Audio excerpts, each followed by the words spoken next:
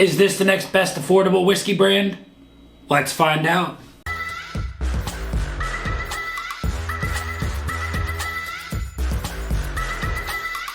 What is going on, everybody? Nathan here with the Everyday Drinker, bringing you guys a brand new video. Today is going to be a fun one. I cannot wait to get into this one.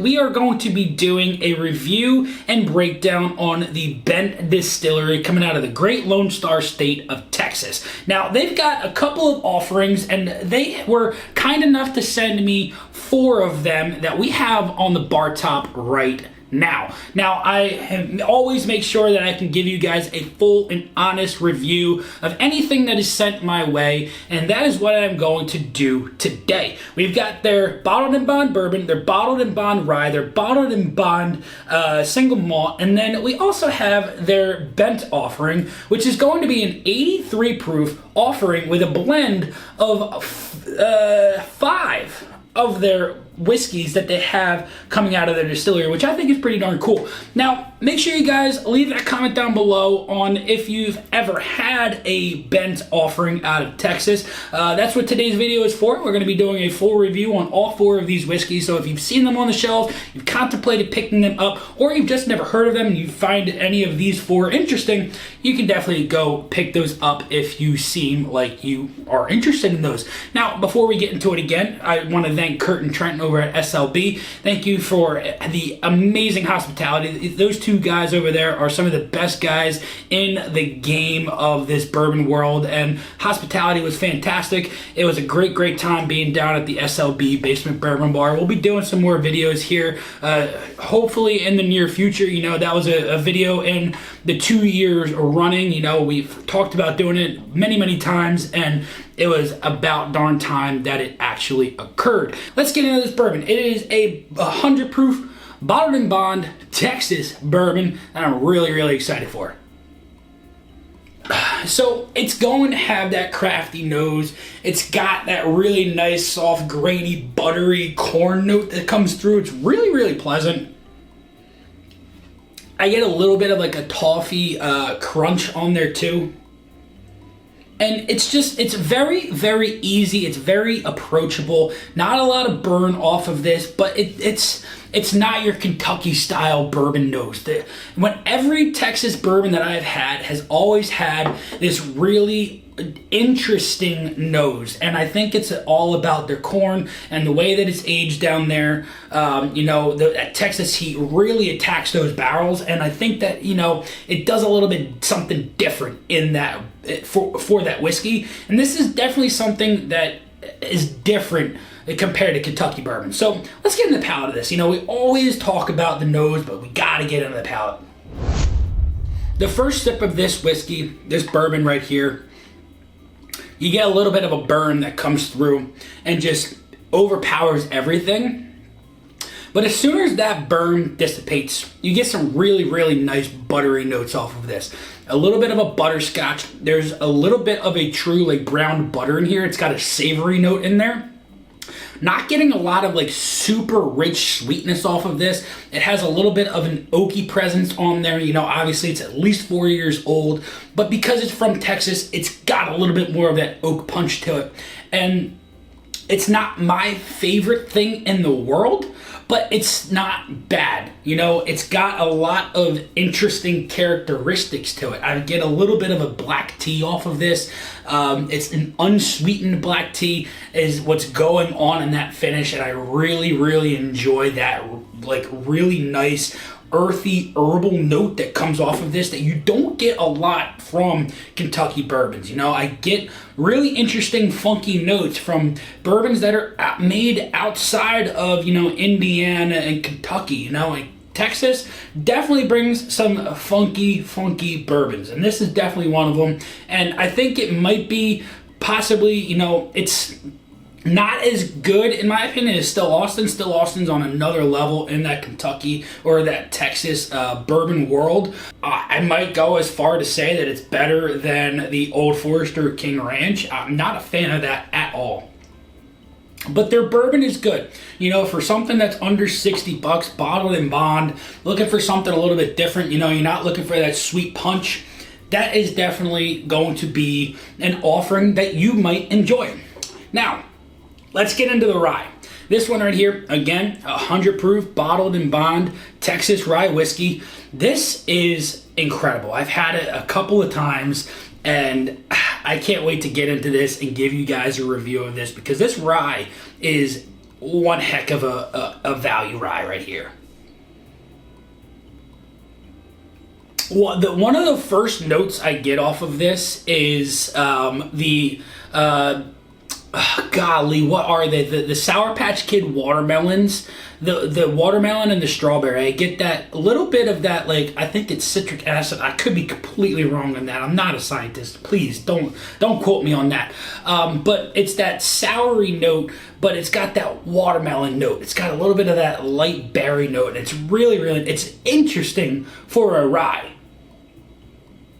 And then it gets that little bit of that earthy tone in there. It doesn't have a lot of like cinnamon or of those darker baking spices. This is more on that fruitier rye because it gets into that citrus note as well, which is really interesting. And I find that citrus note a lot on the Buffalo Trace ryes, like the Thomas H. Handy and the E.H. Taylor Straight Rye. I get that a lot, and this is definitely possibly on par with that. Let's get into the palate. Oh my God. The rye is so good. I've started to find myself looking for more rye favorited whiskeys over top of bourbons lately.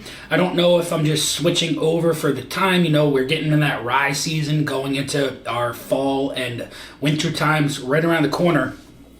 But this rye, in my personal opinion, is more along the lines of a bourbon than their bourbon is. The rye is sweeter, it's more enjoyable, it's a little bit easier to drink. It doesn't have that proof punch that the bourbon had going down on the first sip. The rye is just so even keeled, just so good through and through, from the initial sip all the way through the end of the finish, which is so sweet. There's a lot of orange marmalade that comes through on this. It has that black tea note in there as well, but it's a lot less subdued compared to the bourbon. Like I said, this rye is super sweet. It's really enjoyable. I poured this for a rye heavy fan, and they loved it. And I love this too, not as a big rye guy, but starting to dabble more into the ryes. This one is right up my alley. It's sweet. It's got a little, I think that the mouth feels a little thicker. It's a little bit denser. It's got that graham cracker note. This is so good. So if you see the rye, in my personal opinion, over top of the bourbon, it's definitely, in my personal opinion, the rye is a little bit better than the bourbon. So if you're looking to possibly only buy one, go with the rye. We've got the single malt whiskey coming in here. This is, again, bottled in bond, 100 proof, Texas straight malt whiskey. I think it's a malted barley, but I'm not quite sure on that. I'm gonna have to let you guys in on that. But let's get in the glass, let's get in the nose, because this, I remember in the King of the Hill, was something that was really interesting to me. And there's that chocolatey note. It's got a really nice chocolate whopper note that comes through. It's got a little bit of a Tootsie Roll in there too. It's got some cappuccino notes in there, like that light espresso with a little bit, touch of cinnamon, and then that creamy, frothy milk is really prevalent. If you're looking off of just strict noses on the three of them, I have to give it to the single malt here. The nose on this thing is magnificent. I really dig the nose on this. It's so nice. Let's get into the palate. Oh man, that's so interesting. I'm not the biggest single malt fan, and again, I do think that this single malt is a little bit better than the bourbon. It's got a little bit more of a sweetness to it. And I'm not quite sure why this bourbon doesn't have a lot of sweetness to it. We always think about bourbons being sweeter than rye and single malts because of that corn influence. But for me, This is coming off as sweeter. It's got a little bit more of like a milk chocolatey note that comes off of it. The cracker, the cookie crisp that's inside of the Kit Kat, this pushes more along the lines of like a Whoppery Kit Kat milk chocolatey sweet kind of a thing. It's got that like cookie crisp cereal coming off of this. This is really, really interesting. I really dig it for something that's different. Yeah, that chocolatey, chocolate chip cookie note is really, really nice on this, and I dig this a lot. This is really, really good for what this is, and I do think, I don't know if it's as good as the rye. I think that out of these three, out of their bottled and bond offerings that I have on the bar top, I'm going to have to give the win to the rye. Second place, I have to give to the single malt. Again, if maybe you've got $100 that you're, looking to buy something that you're not used to, I would spend it on the rye and I would spend it on the single malt here, something that's tried and true and something that's a little bit different, If you like a bourbon that's not going to be sweet and punchy like that, you're looking for something that's a little bit more savory, a little bit different, yeah, by all means, go for the bourbon. But for me, I'd save your money on the bourbon and I would 100% pick up this rye. And then if you're looking for something a little bit interesting, go for the single malt. But we've got one more to get into. It's going to be the Bendt blend. So again, number 5, straight is good, Bendt is better. So like I said, this is going to be a blend of their bourbon, their rye, their malt, their wheat, and their light whiskey. All 5 whiskeys blended to create Bendt number 5 American Blended Whiskey, were distilled, aged, handcrafted, and bottled by Bendt Distilling Company in Old Town, Louisville, Texas. So let's get into this, right? This is going to be probably the most interesting sip of whiskey I've ever had on this channel, other than that pickle bourbon that John, one of my Patreons, sent me. So here we go. Let's get into the nose of this. This has, oh wow, what was that? A little bit of a green tea note, like a little bit sweeter than a black tea. Like a lemon curd. It smells, it's got a little bit of an uncooked dried pasta note in there. I think that's just the grains that are coming through a little bit more punchy than than when it's by itself. But that blend brings it a little bit more of a punch of like a wheat or like a barley note that's really, really like punchy in this. Even for what was 82 proof. 83 proof. So really, really nice, soft, easy, decadent nose. Nose is so light, so earthy. It's got a little touch of sweetness, but not a lot. Let's get into the palate. This is why proof, in my personal opinion, is so important. At 83 proof, I think anybody would enjoy this. It doesn't have anything that stands out as amazing, and it doesn't have anything that stands out as, wow, that's not good. And I truly think it's because of proof.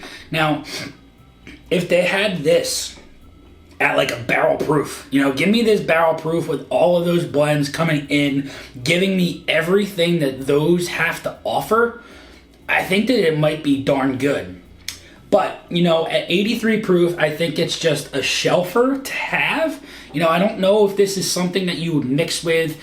I think it's something that, you could give to a person that is very new to whiskeys and bourbons and stuff like that, and they would enjoy it. At 83 proof, it's so soft, it's so easy and approachable. You're not going to find much, but you could say that you had a whiskey, right? And I think that is also because, as bourbon drinkers we are and whiskey drinkers, we tend to enjoy something that's a little bit higher proof, but we always forget about where we started and how we started in this journey. And it typically starts off, for most of us, not all of us, with a lighter proofed whiskey. And this is definitely this one right here, the Bendt blend, that would be a good starter pour for somebody to get into whiskey. And I understand where they're coming from with this, but I want this barrel proof to see what it has to offer. Now, I am going to be doing a giveaway of a sample of all 4 of these for the Patreon. So if you're brand new and you want to join in on that, make sure you click that link down below for the Patreon and get in on that, because you might be getting a sample of all 4 of these offerings that I have on the bar top right now. So I hope you guys enjoyed this one. Like I said, I would go 1 for the rye, 2 for the single malt, 3 for the bourbon. And if you're looking for something to get for somebody who's brand new to whiskey, this Bendt blend, definitely a good option. Hope you guys enjoyed this one. Until next time, this has been Nathan with the Everyday Drinker. Cheers.